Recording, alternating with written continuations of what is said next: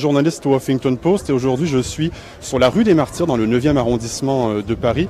Pourquoi je suis ici? Parce que c'est un lieu de vie important de la capitale et il y a presque tous les partis ce matin qui tractent ici à une semaine des législatives. Donc on a les Républicains, le Parti Socialiste, La République En Marche, la France Insoumise de Jean-Luc Mélenchon qui est un petit peu plus bas. Il y a aussi le Parti Communiste, les Verts. Donc je pense que c'est une bonne occasion d'aller voir un peu tout le monde, de débriefer cette présidentielle et de parler de cette législative. On va terminer une quasi-année électorale avec les primaires qui ont commencé l'automne dernier, la présidentielle et maintenant les législatives. Le premier tour qui va avoir lieu le week-end prochain. Je tourne la caméra à l'instant. N'hésitez pas à poser vos questions. On va commencer par les Républicains parce que le candidat Jean-François Légaret est là, donc on va aller le voir tout de suite. Bonjour Monsieur Légaret. Bonjour. Vous êtes candidat donc LR et UDI pour la législative. Voilà, j'ai été investi par la commission des nationales d'investiture, LR, UDI, et nous défendons évidemment le programme et la plateforme sur laquelle nous nous sommes mis d'accord avec nos partenaires centristes. Comment ça se passe jusqu'ici cette campagne sur le terrain dans la première circonscription de Paris?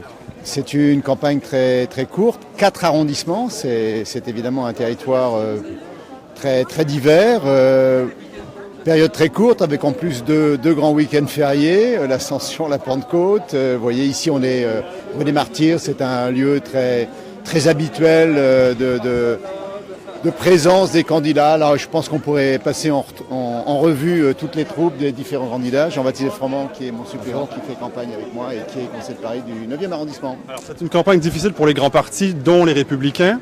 Est-ce qu'on vous en parle un peu de François Fillon, de cette défaite à la présidentielle? Il arrive qu'on nous en parle, mais je dirais que la page des présidentielles est tournée maintenant. Il y a, je dirais, une indécision assez forte. Beaucoup d'électeurs sont assez déboussolés. C'est vrai que la référence aux grands partis n'est pas la question dominante. On nous interroge plutôt sur des points précis de notre programme, sur nos engagements. Voilà, on essaie de faire débat, on essaie de multiplier les rencontres, les explications. Je crois que on constate qu'il y a une assez grande méconnaissance des électeurs sur les programmes des candidats, indiscutablement. Donc, vous voyez, on essaie de faire de la pédagogie et d'expliquer sur quoi nous engageons. Si vous êtes élu député, quelle sera votre position par rapport au gouvernement? Il y a des gens parmi les Républicains qui veulent travailler avec le gouvernement aujourd'hui. Vous, quelle sera votre position? Écoutez, si je suis dans l'opposition, j'essaierai de pratiquer une opposition aussi constructive que possible. Si je suis dans une majorité, je soutiendrai bien entendu l'action du gouvernement. Après tout, le premier geste du président de la République a été de nommer un Premier ministre qui est issu de notre famille politique. Donc la cohabitation, c'est lui qui l'a en quelque sorte décidé et institué. Voilà, je pense que ce qui est très important, c'est de s'engager sur un vrai programme pour le quinquennat qui s'ouvre. Moi, je souhaite bonne chance au président qui vient d'être élu. Je pense qu'il ne faut pas que ce soit 5 années perdues, mais il faut que ce soit 5 années gagnées sur des idées précises et sur un programme que nous défendrons. Certains chez les Républicains vous en voulaient à Bruno Le Maire, à Édouard Philippe d'avoir rejoint le gouvernement avant même la fin des législatives? Écoutez, c'est la volonté du président de la République, c'est le choix de ces personnalités que je connais bien, pour qui j'ai de l'estime. Moi, je ne gêne pas ce genre d'anathème. Moi, personnellement, j'ai fait le choix de rester dans la famille politique et d'être investi par un programme que je défends. C'est d'abord la loyauté que je dois au parti auquel j'appartiens, et puis c'est parce que ce sont mes convictions. Je pense qu'il y a un programme de réforme très important à mener parce que la France en a besoin, donc c'est ce que je m'efforce de défendre. C'est vrai qu'on a finalement un choix un peu binaire, des électeurs qui sont assez convaincus que les réformes sont nécessaires, et puis ceux qui disent il faut donner une majorité au président de la République qui vient être investi.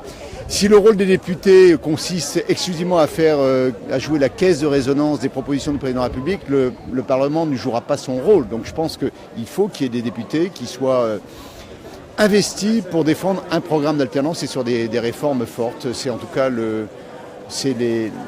c'est l'engagement que je prends vis-à-vis des électeurs. Il y a des réformes fortes qui ont été proposées devant la présidentielle par M. François Fillon. Est-ce que c'est toujours les mêmes durant les législatives? Par exemple, la suppression de 500 000 fonctionnaires, des choses comme ça qu'on a critiquées, qu'on a qualifiées pour certains de mesures d'austérité. Est-ce que c'est toujours ce que vous proposez? Non, ce n'est pas exactement les mêmes réformes. Moi, personnellement, dans la primaire, j'ai soutenu Alain Juppé. Donc voilà, Je sais qu'il n'y avait pas forcément un accord absolu sur le nombre d'emplois à réformer dans la fonction publique ou à supprimer, mais ce qui est certain, c'est qu'il faut alléger les dépenses de l'État, il faut tailler dans un certain nombre de dépenses publiques parce que c'est une nécessité. On fera rien, on fera pas tout en un jour, on fera rien sans explication et sans pédagogie, mais je pense qu'il faut bien expliquer que la France, si elle veut retrouver sa place dans la compétition internationale, doit diminuer ses charges et doit diminuer les dépenses publiques. C'est une réalité. Merci. Bonne campagne en tout cas. Au revoir, bonne journée. Voilà, donc on était avec le candidat Jean-François Légaret, candidat LR UDI. On va aller voir plutôt peut-être des militants cette fois-ci. Je vais descendre un petit peu la rue. Donc je vous rappelle qu'on est rue des Martyrs où il y a vraiment les Verts, le PS, la France Insoumise, la République En Marche. Tout le monde tracte un peu côte à côte, c'est assez rigolo. Bonjour, je peux vous poser une petite question? Oui, bien sûr. Donc vous êtes militant de la France Insoumise. Et candidat ici. Ah, vous êtes carrément le candidat, d'accord. Bon, d'abord la jeunesse peut-être de votre implication pour Jean-Luc Mélenchon, ça remonte à quand? Ah oui, je me suis impliqué auprès de Jean-Luc Mélenchon, mais c'était dans le parti de gauche à ce moment-là, après l'élection de 2012, après la présidentielle, pendant la législative de 2012. Donc ça fait 5 ans. Et donc assez naturellement, je me suis engagé dans la France Insoumise depuis 1 an. Avant, vous vous impliquiez en politique, à gauche, au PS peut-être, je sais pas? Non, mon implication politique avant d'être au parti de gauche et après à la France Insoumise, c'était dans les associations LGBTI pour les droits des lesbiennes, gays, bi, trans, intersexes. J'ai commencé quand j'étais étudiant, donc ça fait plutôt 20 ans. Et c'est un engagement qui est politique aussi. J'étais dans le mouvement notamment du mariage pour tous, mariage, adoption, procréation médicalement assistée pour toutes les femmes aussi.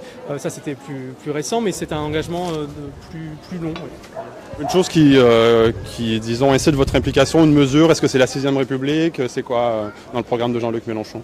Pour moi, c'était le programme est cohérent. C'est-à-dire quand on fait la 6ème République, la transition écologique, la lutte contre les urgences sociales, tout ça est cohérent. Si je devais en retenir une, parce que c'est votre question, je dirais peut-être l'urgence écologique. En face de nous, on a des gens qui font de la belle communication, Make the Planet Great Again, mais nous, on propose un programme qui est cohérent pour sortir du nucléaire, faire 100% d'énergie renouvelable dans la durée qu'il faudra. C'est-à-dire, ça va prendre du temps, mais il faut l'engager maintenant. Et puis, lutter contre les pollutions. On est à Paris, c'est un sujet qui est important. S'engager pour les transports en commun, pour les mobilités douces. Tout ça, ça suppose une vision cohérente.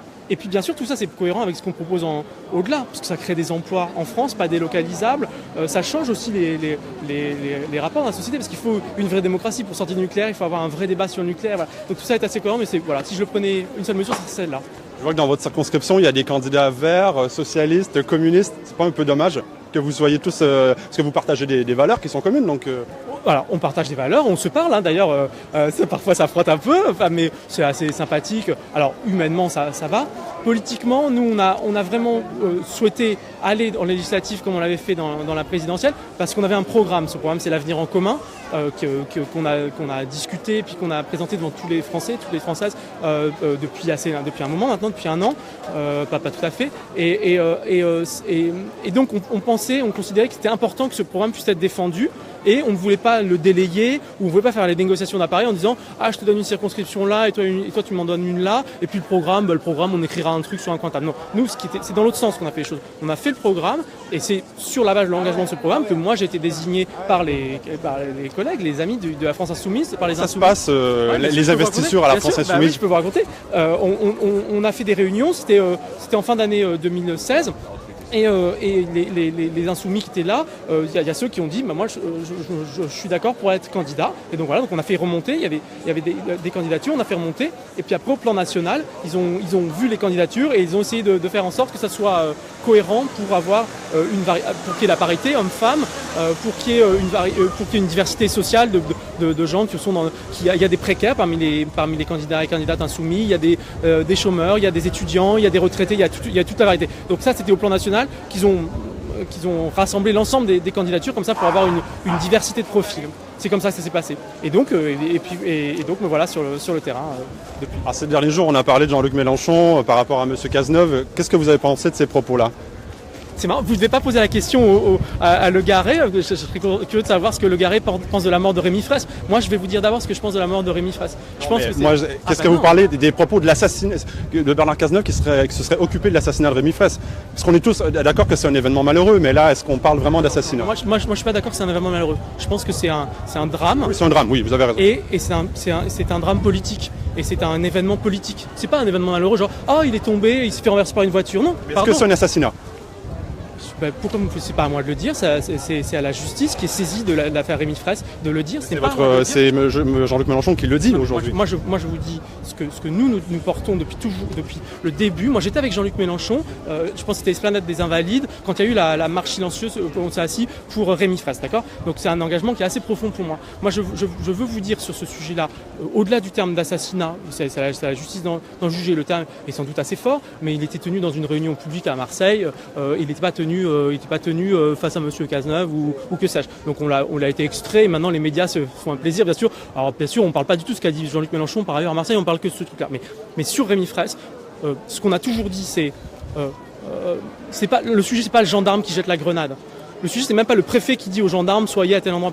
Le sujet, c'est quand il y a une manifestation comme celle-là, on décide où il y a des forces, on leur donne des consignes. Et ces consignes, dans une manifestation aussi importante, aussi significative que celle qu'il y avait à Sivins, c'était le ministre de l'Intérieur directement qui disait il faut y aller durement, il faut casser cette manifestation.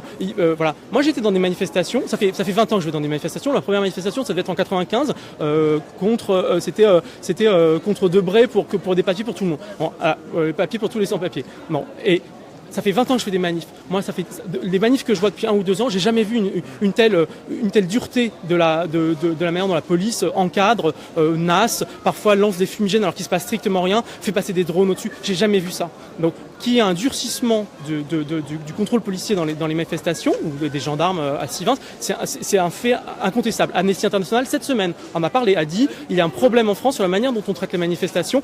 C'est un recul des libertés publiques. C'est Amnesty International qui dit c'est pas nous. Donc, pour l'affaire Rémi Fraisse, nous, tout ce que nous demandons, c'est que la vérité, la clarté soit faite sur la manière, les conditions d'emploi de la force à cette manifestation et pourquoi des grenades sont lancées à bout portant sur un jeune type qui n'a jamais été armé, qui n'a fait aucun geste hostile envers personne, qui était au milieu d'une manifestation, qui par ailleurs n'était pas en train de dégénérer vraiment, où il n'y avait pas à ce moment-là, à Sivins semble-t-il, si je comprends, il n'y avait pas à ce moment-là un déchaînement de violence tel qui justifiait qu'on lance des grenades de désencerclement. Nous, c'est ça que nous disons. Alors après, le terme assassinat, j'ai bien compris qu'Cazeneuve va faire un procès, très bien, on en parlera dans un procès, mais c'est un sujet beaucoup plus mineur que le sujet très large de les libertés publiques.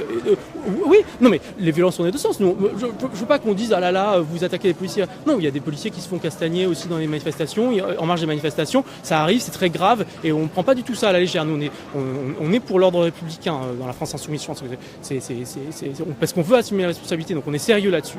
Mais le sujet de la force qui est employée dans les manifestations par la police et par la gendarmerie est un vrai sujet politique. Merci en tout cas. Je montre votre acte. Vous êtes Patrick Commois. Patrick Commois. Et ma suppléante est là-bas. Okay. Bonne campagne. Merci. Au revoir. On va descendre un petit peu. Je vous rappelle qu'on est rue des Martyrs, où presque tous les partis politiques tractent une semaine avant les législatives. Là, j'essaie d'aller voir le Parti communiste. Tout à l'heure, j'ai vu un militant.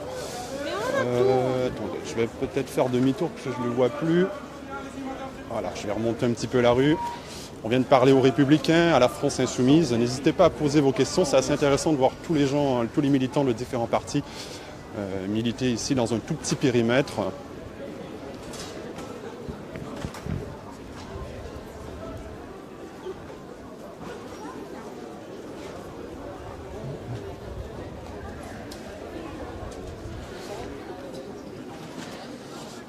Bonjour monsieur, je vous ai vu tout à l'heure. Oui. Je peux vous poser une question ? Oui, mais sinon, vous ne préférez pas avoir quelqu'un, un responsable du... Ouais, les militants aussi, ça m'intéresse, mais... Camille. Bonjour, je suis journaliste pour le Huffington Post. Je fais un Facebook Live et je vais voir un petit peu tout le monde. Je peux vous poser quelques questions ? Oui, allez-y. D'accord. Bon, vous êtes militante socialiste. Tout à fait, pour Pauline Véron. Oh, évidemment, je vais vous demander, mais comment va le moral après une campagne comme celle-ci ? Eh bien écoutez, évidemment la situation nationale est compliquée, mais je tiens à souligner que sur le plan local, on bénéficie quand même du fait d'avoir Pauline Véron comme candidate, qui est une candidate très connue, qui est très implantée, très impliquée, c'est une des adjointes d'Anne Hidalgo.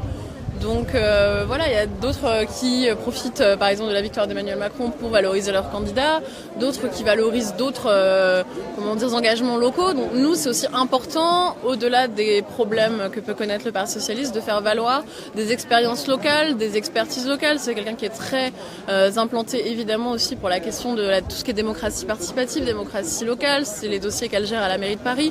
Donc c'est quelqu'un qui est vraiment très engagé dans une campagne inventive. Et pour nous, c'était essentiel de la soutenir, quel que soit le contexte politique, et donc de se mobiliser pour elle les 11 et 18 juin. Il y a des électeurs de la circonscription qui peuvent se dire, bon là il y a une candidate verte, socialiste, insoumis, communiste, en quoi vous vous démarquez ?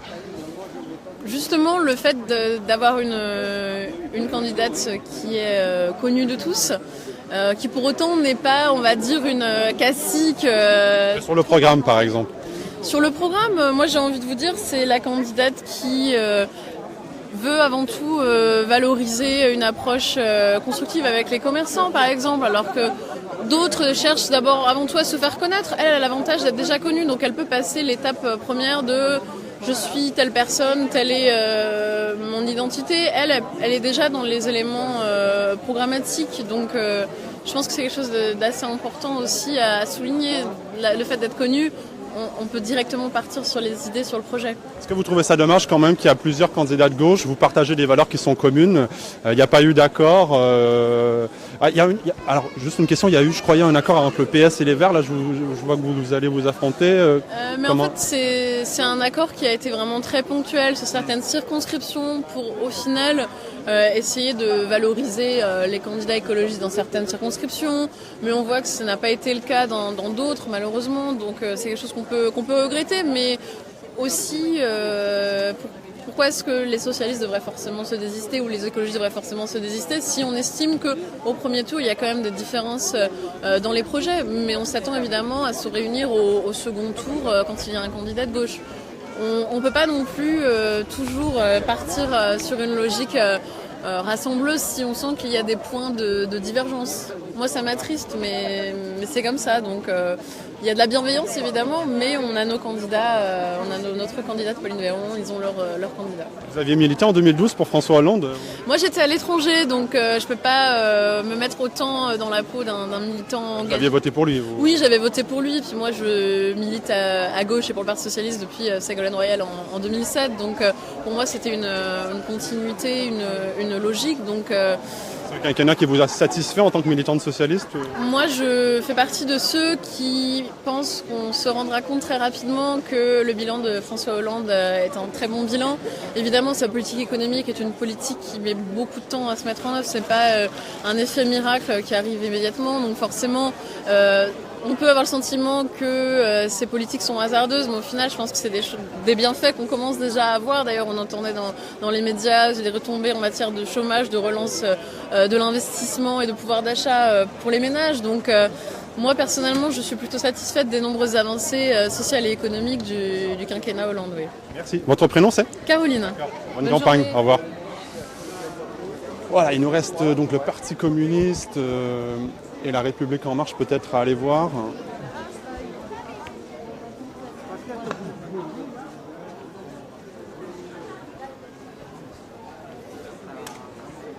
Les Verts aussi. Je vous rappelle qu'on est rue des Martyrs, dans le 9e arrondissement de Paris, où il y a donc presque tous les partis qui tractent côte à côte à une semaine des législatives. On va aller voir les insoumis de Jean-Luc Mélenchon tout à l'heure qui sont juste là. Et là, j'essaie de retrouver le Parti communiste peut-être.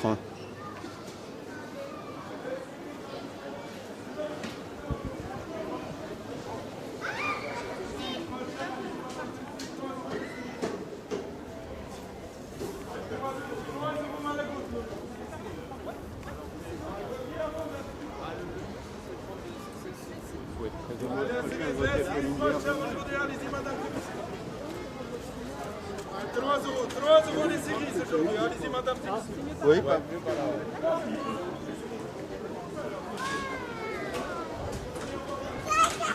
c'est quoi ça apporte de...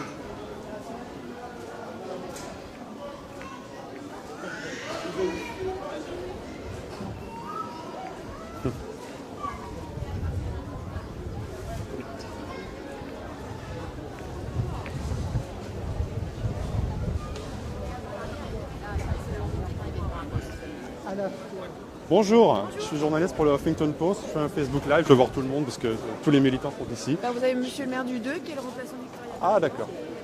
Bonjour, je suis journaliste pour le Huffington Post. Je fais un Facebook Live parce que c'est assez rigolo. Il y a tous les militants qui sont là.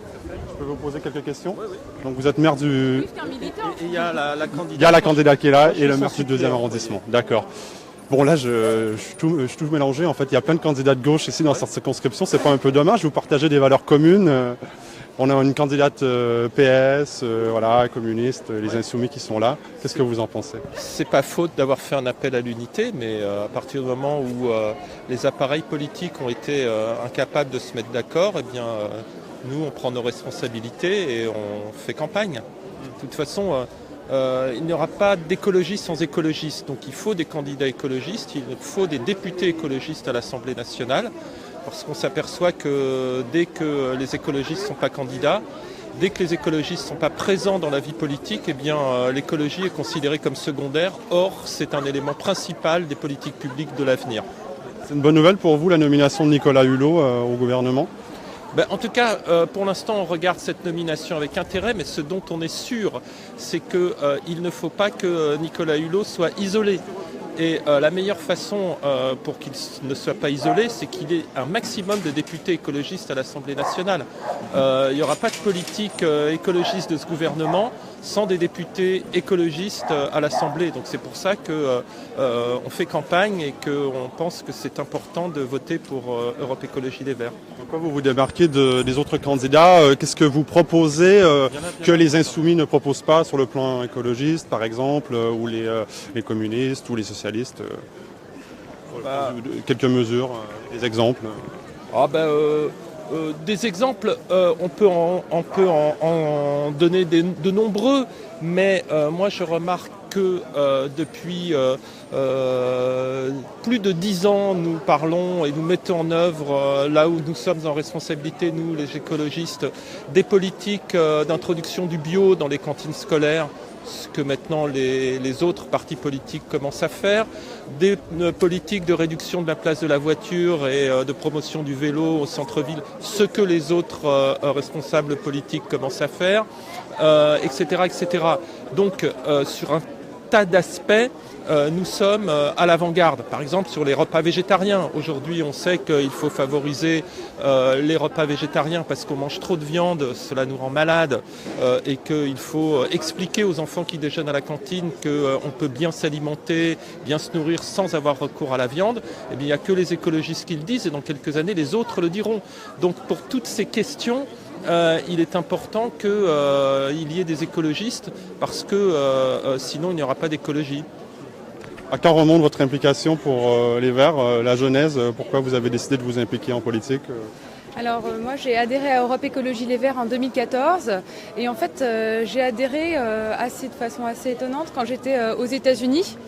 J'étais là-bas envoyée pour des raisons professionnelles et j'ai toujours donc, eu conscience de cette problématique écologique et de l'urgence environnementale. Mais c'est vrai qu'une fois sur place, on voit ce qu'est effectivement une société sans filet où les inégalités sociales sont extrêmes. Et voilà, et cette prise de conscience d'autant plus forte dans un pays où ces inégalités sont plus saillantes m'a fait effectivement passer le pas et m'a fait adhérer à un parti politique. Ça vous a marqué là ce qu'on a entendu de la part de Trump ces derniers jours? Je pense que tout le monde a été marqué par les déclarations de Donald Trump et on voit bien qu'il est complètement déconnecté de la réalité. C'est quand même assez inquiétant. C'est une mauvaise nouvelle, effectivement, mais il y a des défaillances déjà un peu avec ce qui s'est passé dans l'accord de Paris. Selon vous, est-ce que c'est un accord qui est parfait Non, on ne peut pas forcément parler d'un accord parfait. Après, l'idée de l'accord de Paris, c'est un accord international. Donc il faut aussi arriver, c'est des étapes. C'est un processus qui se fait à moyen et à long terme. Donc il faut aussi réussir à mettre tout le monde autour de la table et à trouver des points de convergence. C'est ce qu'a réussi à faire l'accord de Paris, qui est un beau point d'étape. Après, ça ne suffit pas puisqu'on voit bien qu'il va falloir des engagements des pays pour la mise en œuvre de ce qui a été acté lors de l'accord de Paris. Donc c'est là tout l'enjeu de l'avenir. Et c'est pour ça qu'il était quand même essentiel que les États-Unis restent engagés puisque c'est quand même le deuxième pollueur du monde après la Chine. Merci en tout cas, bonne campagne. Je rappelle votre nom, vous êtes Victoria Barrigan, c'est ça? Tout à fait. Bonne campagne, au revoir. Je vous rappelle qu'on est rue des Martyrs, dans le 9e arrondissement de Paris, où il y a presque tous les partis politiques, les grands partis politiques qui tractent aujourd'hui à une semaine des législatives. Les gens sont un peu mélangés, c'est assez rigolo. Alors, il nous reste le Parti communiste et la République en marche à aller voir. Restez avec nous.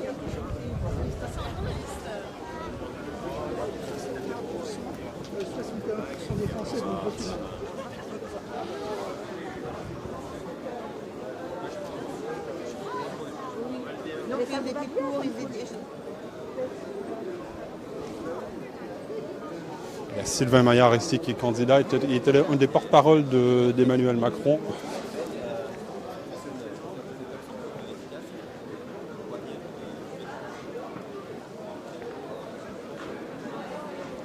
Bonjour monsieur, je suis journaliste au Huffington Post. Je peux vous poser une question? Oui, c'est en fait. Oui, on a une rédac à Paris. C'est en direct, ça vous embête pas? Non. Bon, vous êtes militant En Marche depuis combien de temps vous? Depuis le début. Depuis le début, moi j'ai suivi Jean Arthuis. Et donc pour l'Europe, on était vraiment en marche dès le départ. Et avant, vous vous êtes impliqué politiquement? Oui, moi depuis 1967, je suis impliqué en politique. Vous voyez, donc. Ah oui, carrément. Et pour quel parti? Ah non, ça a évolué. Ça a commencé aussi par Giscard, ça a été Bayrou, voilà, et aujourd'hui c'est Macron. Au centre, à droite. Voilà, c'est la notion de gauche et de droite qui ne s'entendent pas ne nous convient pas. Voilà. Ça n'existe plus la gauche, la droite, c'est fini. Ah si, on a le droit d'avoir des sentiments. Voilà, je veux dire, c'est pas que ça n'existe pas, c'est surtout que l'affrontement nous gêne. Voilà. Je pense qu'il y a des choses qui sont consensuelles et on peut les faire ensemble. Et ceux qui travaillent pour la France, voilà. Tremblez les ennemis de la France. Bon, qu'est-ce que vous proposez là exactement? Alors aujourd'hui, je donne surtout les rendez-vous de cette semaine. Où on peut rencontrer le candidat avec des personnalités, ce qui permet aussi donc de commencer à approfondir certains sujets avec le candidat lui-même, qui lui est intéressé plutôt à l'emploi au départ et à la formation professionnelle. C'est pour ça que donc aujourd'hui on a un bon candidat, donc nous on le défend et on a envie de faire partie de ceux qui vont aider demain la politique de M. Macron. Une mesure en particulier vous attendez d'Emmanuel Macron? Disons, on a déjà, on sait les mesures qui sont annoncées, donc là il commence sur la moralisation de la vie politique. Nous c'est important parce que c'est vrai que semblait nécessaire, mais je pense que l'ensemble du programme de M. Macron est important. On peut dire que les 10 mesures phares dans l'échéancier, on voudrait même que dans l'année qui vienne, tout soit bien engagé. Voilà. Pour la moralisation, on a beaucoup parlé de Richard Ferrand ces derniers jours. Est-ce que ça ternit pas un petit peu l'image du gouvernement? Moi, je pense qu'il faut surtout voir le dossier comme il est. Je veux dire, apparemment, il ne semble pas complètement certifié. C'est-à-dire qu'il semble que le Canard enchaîné était un peu vite aussi sur sa dénonciation. Voilà, donc après, c'est un dossier qui remonte il y a plus de 5 ans et qui montre que, justement, qui pourrait confirmer qu'on ait besoin de faire que demain, certaines pratiques ne se fassent plus. Là, elle était légale et il y a peut-être des pratiques légales qui ne sont pas bonnes pour la démocratie. Donc là, c'est bien aussi d'aborder ces sujets-là. Merci en tout cas, bonne journée à vous.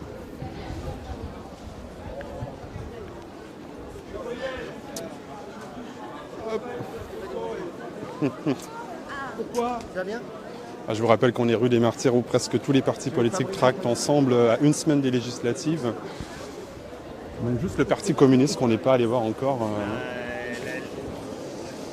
Mais je crois qu'ils sont partis en fait, je ne les vois plus. Oui. Vous savez que vous avez Guillaume Eustache aussi qui vient d'arriver, qui est le suppléant Qui est de le Pauline suppléant? Véron. Ah d'accord, et Pauline Véron elle n'est pas là non? Elle n'est pas là. J'ai parlé à une de vos militantes tout à l'heure. Il y a Guillaume Eustache qui est le suppléant, si vous voulez le voir, il vient d'arriver du 8e. Ok, Oui, j'irai le voir peut-être tout à l'heure. Merci.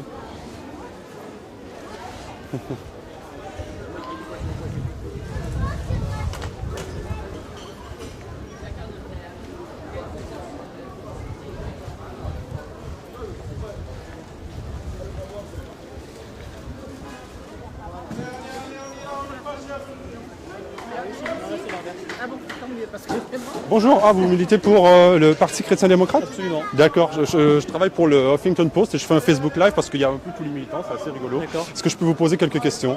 Je connais très mal, j'avoue que j'ai donné une très mauvaise image. Ah ben, je suis pas militant. D'accord, il y a d'autres... Non, vous êtes tout seul? Il y en a tout en haut là-bas, mais moi je suis dans ce coin-là, je suis tout seul. Ok, bon, bonne campagne. Bon, même le Parti chrétien-démocrate est là. Et monsieur ne voulait pas s'exprimer.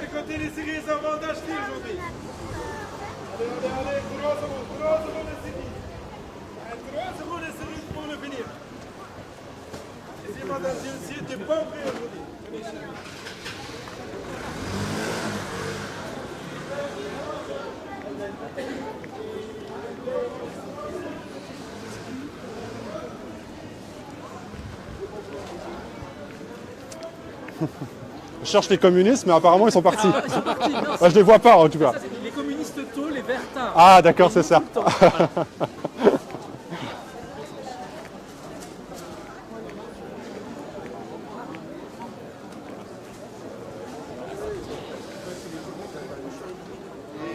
voulais savoir si vous veniez.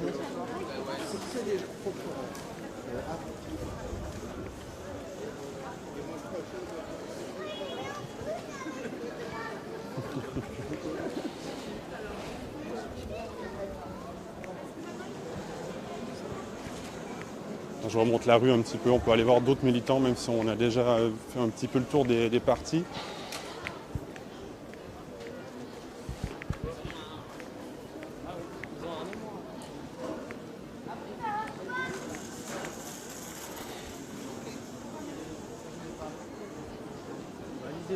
Bonjour messieurs, dames, je suis journaliste pour le Huffington Post. J'ai fait un Facebook Live avec un peu tous les militants. Est-ce que je peux vous poser quelques questions sur la campagne? Ouais, allez-y. Ouais, ça vous embête pas?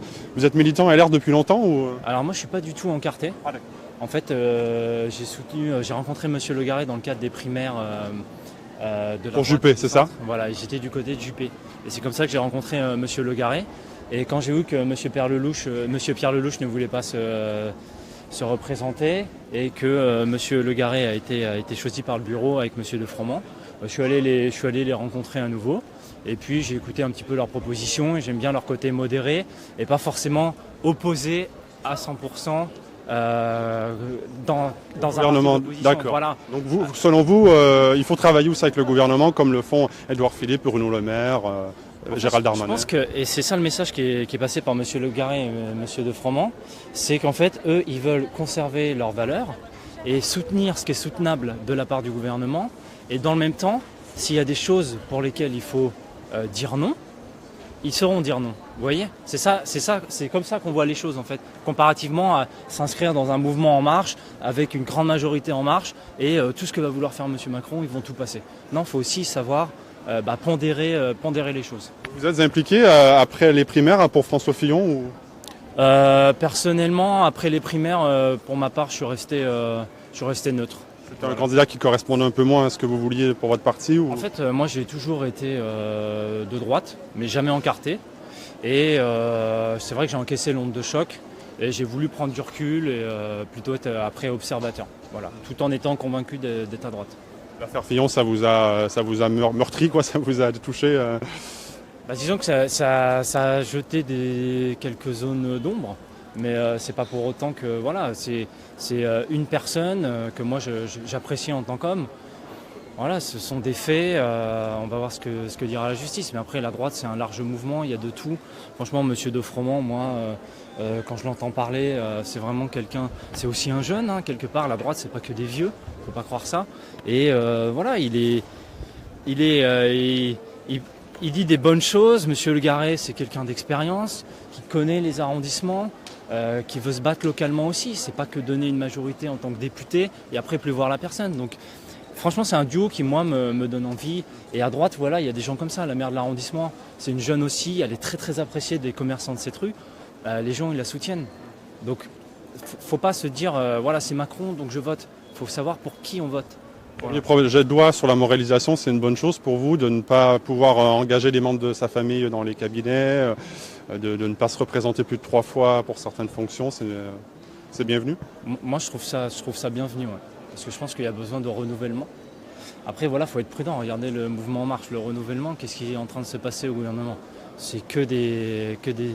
Voilà, il y a des soupçons, ils vont étudier ce qui se passe, mais il y a quand même quelques affaires. Bon, c'est un peu mal placé de leur part, alors que c'était les premiers à taper sur la droite et sur Fillon, et à nous jeter avec l'eau du bain. Et en fait, au final, on ne sait pas. Donc...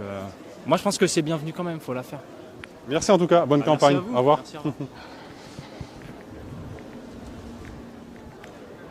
Je vous rappelle qu'on est rue des Martyrs où presque tous les partis tractent ensemble à une semaine des législatives. On parle avec les militants républicains, soumis, socialistes, verts, En Marche. Il y a certains candidats qui sont là.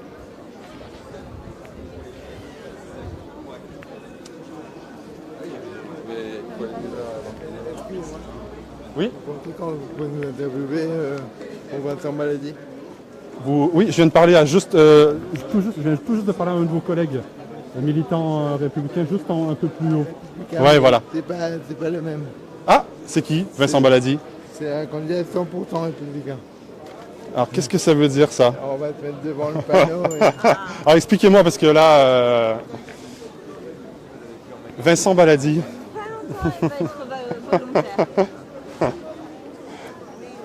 Un candidat 100% républicain, donc c'est pas les Républicains. Non, c'est pas les Républicains, il n'a pas été investi par le parti, mais il défend la ligne de François Baroin et du Parti des Républicains. Voilà, ça devient compliqué tout ça, les gens vont pas être confus un peu, non? Bah non, je pense pas, parce que comme il y a un candidat qui a été investi, que beaucoup d'adhérents des Républicains dans la première circonscription n'étaient pas d'accord avec ce choix, ça s'est joué à pas grand chose. Et comme le candidat a quand même dans son premier tract annoncé qu'il allait donner une majorité à Édouard Philippe et Emmanuel Macron, nous on est très clair dans notre ligne, ce n'est pas Macron, c'est la droite mais pas investi. D'accord, donc c'est là-dessus que vous vous différenciez, vous considérez qu'il ne faut pas vraiment travailler avec, comme certains disent, avec le gouvernement en ce moment? C'est pas de ne pas travailler, il y a l'intérêt général, Vincent Baladi défend l'intérêt général, mais après il y a la ligne des Républicains qu'il ne faut pas oublier, et certains l'ont oublié, ça a fait plutôt polémique, il y a plutôt pas mal de candidats qui ont été investis par le Parti des Républicains qui concourent pour la majorité présidentielle. Nous, on n'a pas été investis, mais on reste fidèle quand même à nos valeurs et Vincent Baladi reste fidèle à ces valeurs-là. C'est pour ça que c'est 100% républicain. Vous, c'est vraiment... Parce que l'autre candidat républicain n'est pas vraiment 100%, c'est ça selon vous? Selon moi, en tout cas dans son premier tract qu'il a distribué, plus dans cela, mais il appelait à donner une majorité à Édouard Philippe. C'est pas très cohérent, c'est pas très clair. Le dissident Jean-Baptiste de Froment a relayé donc l'appel des élus de droite à voter Macron, c'est son choix. Mais après, quand on est investi par les Républicains, je pense qu'on a un devoir par rapport aux adhérents et à ceux qui ont voté pour François Fillon de répondre aux critères du programme qu'on défendait et que tout le monde disait qu'il était très bien, sauf à partir de maintenant. Vous vous impliquez à droite depuis longtemps? Je suis engagé depuis 4 ans et depuis 1 an, je suis le responsable des jeunes, les Républicains, dans la première circonscription. D'accord. Et pour la primaire, vous aviez voté pour qui? Vous étiez plutôt pour quel candidat? Pour la primaire, je ne m'étais pas engagé. Je gérais juste la logistique, etc. Mais je ne m'étais pas engagé. Et François Fillon, c'était le meilleur choix selon vous comme candidat? C'est une question un peu difficile. Mais après, sur l'homme, je ne vais rien dire. Après, il a ses affaires, on verra si c'est vrai ou pas. Ça peut être pénalisé. Il avait un très bon programme. Mais bon, voilà, ça n'a pas suffi. Et c'est les électeurs qui choisissent à la fin. C'est pas un peu dommage quand même que deux candidats de droite, les Républicains, s'affrontent? Il y en a un qui était investi, pas l'autre, mais c'est quand même la même famille politique un peu. C'est dommage de ne pas pouvoir rassembler. Après, on voit que le Parti républicain n'arrive pas à tenir non plus ses investis. Et on peut le voir notamment dans la 10e circonscription de Paris, c'est un peu plus difficile que chez nous. Mais après, nous, quand il faudra faire l'union, on sera là, on sera rassemblés, coûte que coûte, quoi que ce soit. Merci. Votre prénom, c'est? Valentin. Okay. Bonne campagne. Merci. Voilà, c'est assez intéressant. Là, on a deux candidats de la droite qui vont s'affronter. Seulement un a été investi par les Républicains. On l'a rencontré au début de ce live. Et les deux ne sont pas d'accord sur la position à adopter face au gouvernement d'Emmanuel Macron. Alors, je vous rappelle qu'on est rue des Martyrs où presque tous les candidats tractent ensemble.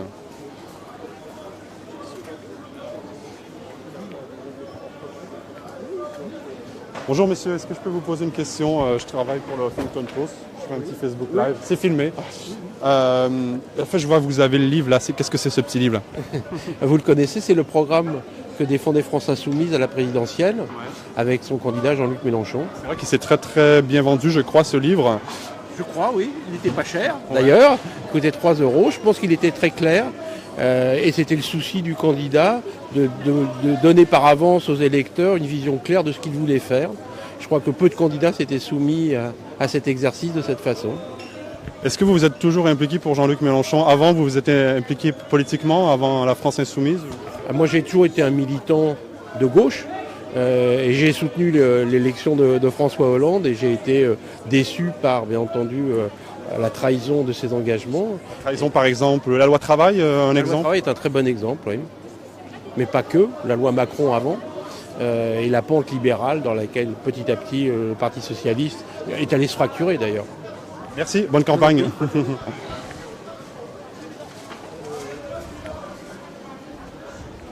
Vous me demandez si l'UPR est là. Eh bien non, l'UPR de François Asselineau n'est pas là. Il fallait venir tracter rue des Martyrs dans le 9e arrondissement de Paris.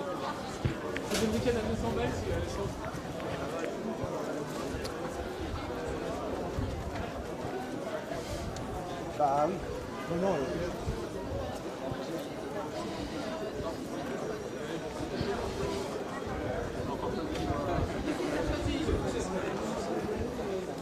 Hop. Ah, ok, pas de souci. Bah, Sylvain Maillard qui est candidat de La République En Marche ici dans la circonscription, qui est sur place.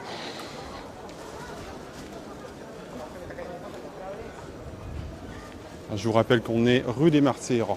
Presque tous les candidats tractent à une semaine des législatives. Tous les candidats, enfin presque tous les partis. On a vu les socialistes, les Verts, on a vu les Républicains, on a même vu un autre candidat de la droite qui n'a pas été investi. On a vu les Insoumis et tout à l'heure il y avait le Parti communiste, mais ils sont partis. Ouais, c'est dommage, hein. J'aimerais bien les voir. On va bientôt terminer ce live, vous pouvez rester avec nous, poser vos questions si vous voulez.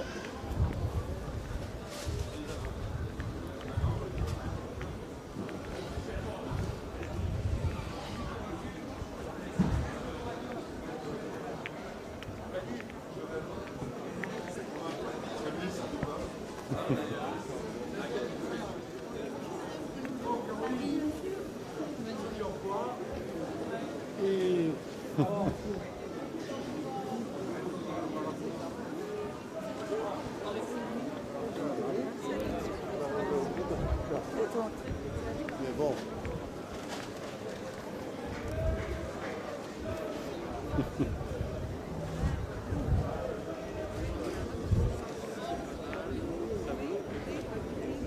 Bonjour messieurs, dames, est-ce que je peux vous poser une question? Je suis journaliste au Huffington Post. Je fais un petit Facebook Live parce qu'il y a tous les militants de tous les partis, donc c'est assez rigolo. C'est filmé, ça vous embête pas?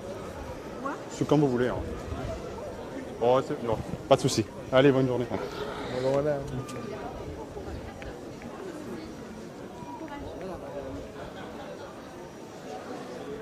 Michel, hein?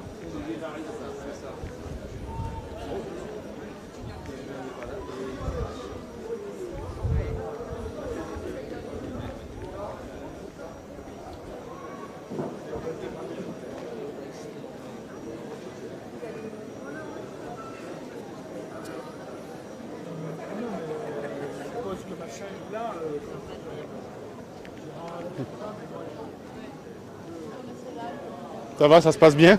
Oui, ça va. L'entente est bonne avec les autres candidats et les autres militants, ouais? Oui, non, oui, on se connaît tous, presque tout le monde. Oui. Si, oui. Ah bah, t'as des personnes qui sont là depuis un moment. Hein, Moi, je milite au Parti Socialiste depuis 25 ans. Donc... 25 ans, ah ouais? Oui. Et vous n'avez pas quitté, vous n'êtes pas allé voir En Marche? Non, pas du tout. Moi, j'étais aussi au début avec Benoît Hamon. Donc, on est resté socialiste de gauche. Je peux le dire. Non, mais En Marche, c'est une bonne expérience d'essayer de prendre ce qui est bien à droite et ce qui est bien à gauche, mais ça ne fait pas la gauche. Ça. Quand vous voyez François Mitterrand, il disait toujours que le centre était à droite, il n'a jamais été autre part qu'à droite. Donc nous, on est resté à gauche. Mais pas une gauche sectaire, comme M. Mélenchon. Une gauche constructive pour essayer de faire le maximum pour que les députés servent à amender les lois, à faire qu'une loi elle soit pour les électeurs et pas pour le parti. C'est le problème des frondeurs. Nous, j'étais très proche de Pascal Cherki dans le 14e arrondissement qui n'était pas d'accord avec la loi travail version Hollande et on ne sera pas d'accord avec la version Macron. Donc on nous retrouvera encore dans la rue pour défendre le code du travail pour défendre les droits des salariés. Le plafonnement des indemnités prud'homales, non, c'est pas bon. Parce que les gens, pendant des années, ils attendent un jugement et ils espèrent si c'est plafonné, les gens n'iront plus au prud'homme. Et le prud'homme, c'est important pour les salariés.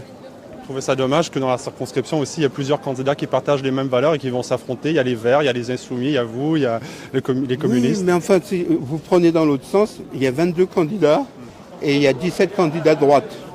Mais enfin, c'est vraiment dommage qu'on soit 5 candidats de gauche, c'est vrai. Mais il y en a 17 aussi qui sont de toutes les familles de la droite. Mais que le dire, on ne peut pas imposer l'unité. Mais bien sûr que l'unité, à certains endroits, elle s'est faite quand il y avait un danger du Front National.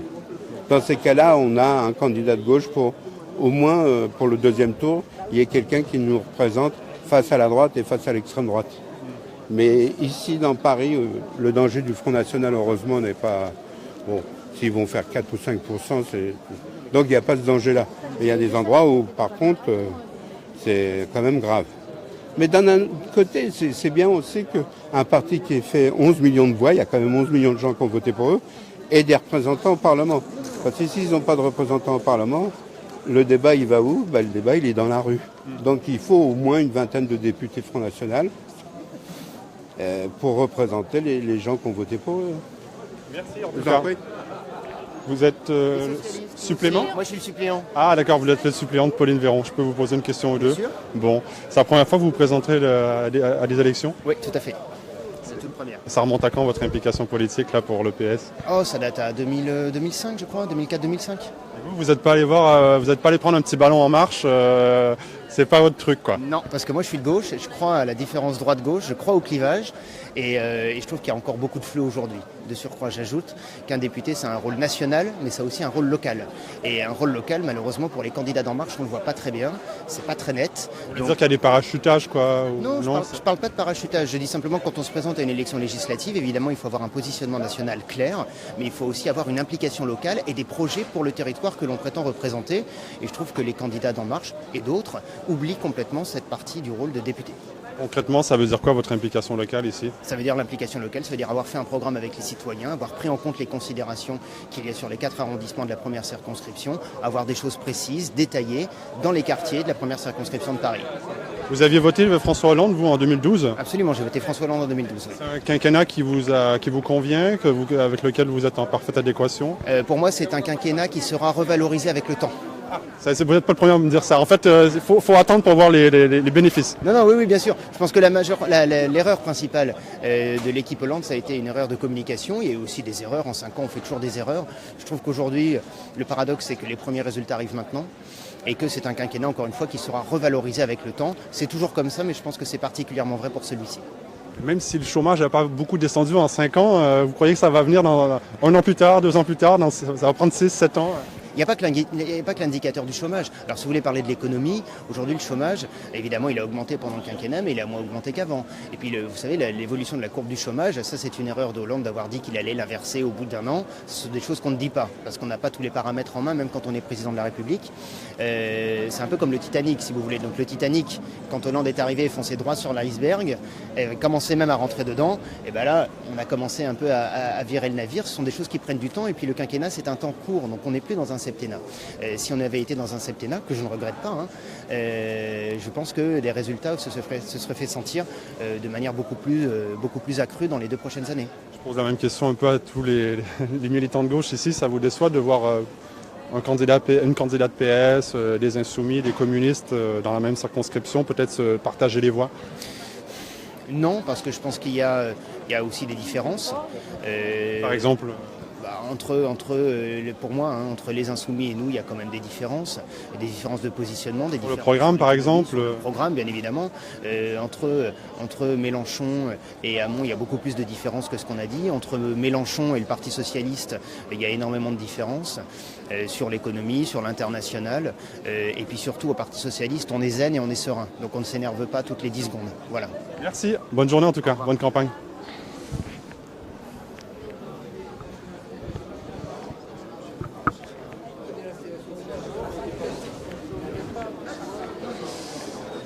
Voilà. Voilà, je vous rappelle qu'on est en direct de la rue des Martyrs, où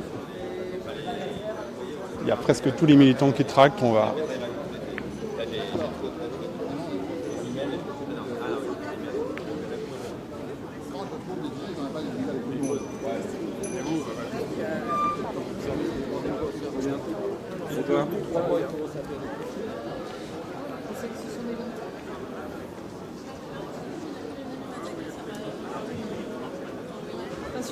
Ah, pardon. Pauline Véran. Bonjour, je peux vous poser une petite question. Je travaille pour le Huffington Post et je veux voir un peu tous les militants.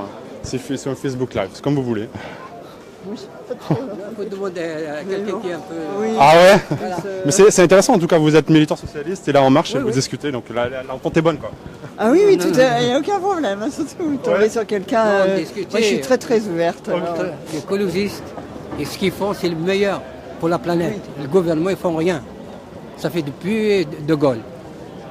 C'est le même. Regardez le Barbès. À votre avis, un gouvernement, il peut... Combien d'années chaque président, toujours, la mafia, il est à Barbès. Alors, où il est le gouvernement? On marche, à votre avis, il ne fera rien. Ça veut dire que les enfants se retrouvent toujours avec la drogue. Alors, les députés doivent voter une loi pour ces personnes-là. Merci, bonne campagne en tout cas.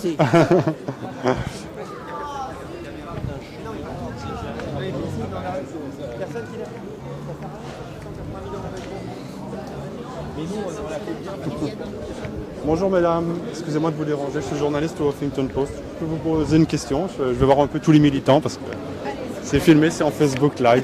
Alors vous militez depuis combien de temps pour En Marche? Moi je milite depuis 3 mois. Et avant vous étiez en politique un petit peu? Non, pas du tout. Pas du tout. En fait, je suis arrivée là totalement par hasard, si je puis dire. Un jour, j'ai réalisé qu'il y avait les gens... Vous avez vu Emmanuel Macron à la télé, c'était... alors, c'est pas ça. Non, c'est pas ça.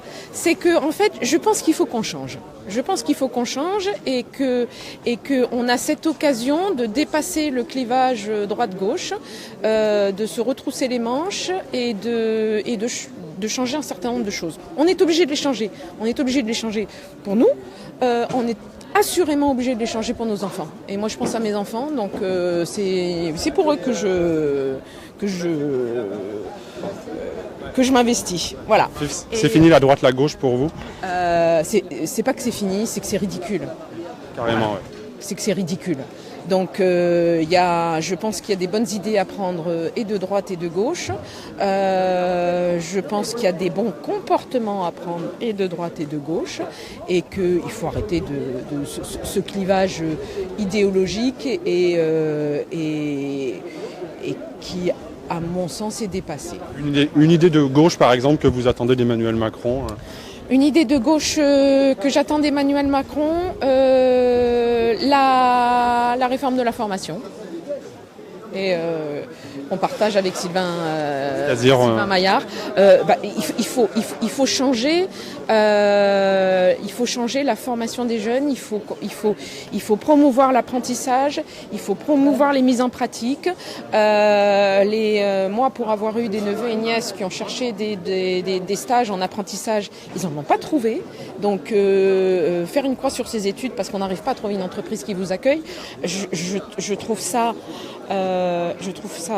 pas juste, je trouve ça pas ouvert et je trouve ça dommageable pour l'avenir parce que des jeunes qu'on accompagne comme ça, c'est des jeunes à qui on donne une chance de bien démarrer dans la vie. Voilà. Une idée de droite que vous attendez de lui? Et une idée de droite que j'attends de développer l'esprit d'entreprise. Voilà, l'esprit entrepreneur, d'oser, de sortir de son milieu un petit peu protégé. Et j'attends de pouvoir redonner l'envie d'entreprendre, mais de protéger aussi ces gens-là. Parce qu'en fait, pour démarrer activité d'entrepreneur en ce moment. Mais je regarde plus les jeunes. Ils se plantent. Il n'y a rien pour les. Il n'y a pas de garde-fou. Il y a pas grand-chose pour les accompagner. Et en cas d'échec, on les regarde comme des échecs. On l'accompagne pas. Et puis derrière, le type il se retrouve les pieds dans l'eau et voilà. Donc il faut qu'on puisse redonner l'envie d'entreprendre. Il faut qu'on puisse redonner le fait que s'il y a un échec, c'est pas, on rebondit derrière et il faut qu'on aide à rebondir. Voilà. Je pense qu'on a besoin d'aider les jeunes. Ils ont des idées, ils ont de l'envie, ils ont de l'énergie. Et hop, vas-y mon gars. Voilà. Merci, bonne campagne. Bonjour. Bonjour. Donc, Sylvain Maillard, vous êtes candidat dans la première circonscription.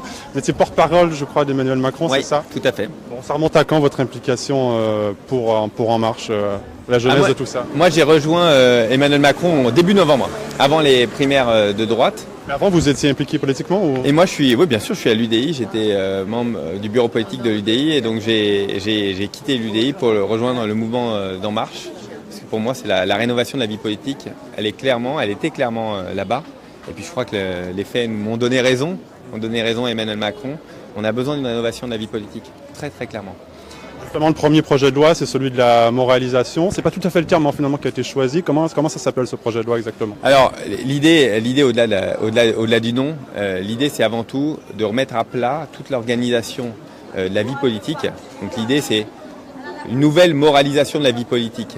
C'est pas la morale dans l'absolu, c'est qu'est-ce qui fait concrètement que la vie politique, on va juste se déplacer pour pas se faire écraser. On a encore une semaine de campagne. Et qu'est-ce qui fait concrètement qu'on peut être en conflit d'intérêts? Qu'est-ce qui fait que concrètement une classe politique bloque l'évolution de la société? Qu'est-ce qui fait concrètement qu'on n'arrive pas à financer notre vie politique? Et donc, quand on n'arrive pas à financer la vie politique, forcément, il y a des choses qui se font de façon pas claire. Donc voilà, donc il y a trois thèmes assez différents. Entre autres, moi je retiens deux choses qui étaient fondamentales pour moi dans mon engagement. Je veux qu'il y ait une limite de nombre de mandats. Bonjour. Et nombre de limites, on est en campagne. Nombre de 3 mandats, c'est ça? 3 mandats max pour la députation, même à titre personnel, je trouve que 2 ça suffit largement. 3 mandats max, il faut absolument arrêter les collaborations familiales. Ça, c'est quelque chose que les Français n'acceptent plus. Des points aussi, je trouve que la banque de financement de la vie politique, je pense que c'est quelque chose de bien, parce qu'on a beaucoup de candidats. On parle toujours des grands candidats, mais on a beaucoup de petits candidats qui eux-mêmes ont du mal à se financer, donc qui ne font pas de politique, qui ne peuvent pas se présenter à la députation parce qu'ils n'ont pas l'argent. Se présenter à la députation, c'est quelque chose qui coûte de l'argent. Et d'avoir un prêt bancaire quand vous faites ce type d'activité, donc d'être candidat, c'est compliqué. C'est vraiment compliqué. Tous ceux qui ne l'ont pas fait pensent que c'est simple, en fait c'est compliqué. On ne parle pas que des grands candidats. Voilà, et puis sinon plein d'aménagements qui fixent des règles beaucoup plus saines pour la vie politique. Sur le thème de la moralisation, on a beaucoup parlé de Richard Ferrand ces derniers jours, ouverture d'une enquête préliminaire. Comment vous le vivez ça? Alors moi j'ai fait le tour des plateaux de télévision pour expliquer la situation, pour que ce soit bien clair. Nous on est très heureux de l'ouverture de l'enquête. Parce qu'on était parti sur une définition morale, qu'est-ce qui est moral, qu'est-ce qui ne l'est pas dans une vie antérieure. Ça n'existe pas dans la loi de la République, il y a une loi. Il est dans la loi ou il n'est pas dans la loi. Et donc que le parquet se saisisse enfin de l'affaire pour nous dire c'était légal ou c'est pas légal, ça met un terme à la polémique. On attend, on a confiance dans la justice. Et s'il est mis en examen, la règle est très claire, il démissionnera de son poste. S'il n'est pas mis en examen et qu'il se passe, on estime, le parquet estime qu'il n'y a rien, il continuera son activité classique de ministre. On a besoin en plus, on a vraiment besoin d'un ministre fort sur un sujet très important, entre autres la ruralité. Il va s'occuper d'une grosse partie de la ruralité et on sait que c'est aussi là où il y a de votes très forts de défiance envers la politique et puis la politique du logement. On vous en parle sur le terrain un petit peu, ici, là, rue des Martyrs de Richard Ferrand? Aujourd'hui, pas du tout. aucunement. C'est vrai que la semaine dernière, on avait quelques questions, mais je pense qu'il faut l'éclaircir. Moi, j'ai passé du temps sur les plateaux de télévision aussi à éclaircir la situation, expliquer ce point de vue qui est assez simple finalement, de dire s'il y a la loi, il est dans la loi ou pas dans la loi. S'il n'est pas dans la loi, pénalité. Mais ici, pas du tout. Hein, honnêtement, j'ai aucune question là-dessus. Je pense que les Français ont compris notre position. Super, bonne campagne en tout cas. Merci, au revoir. Merci.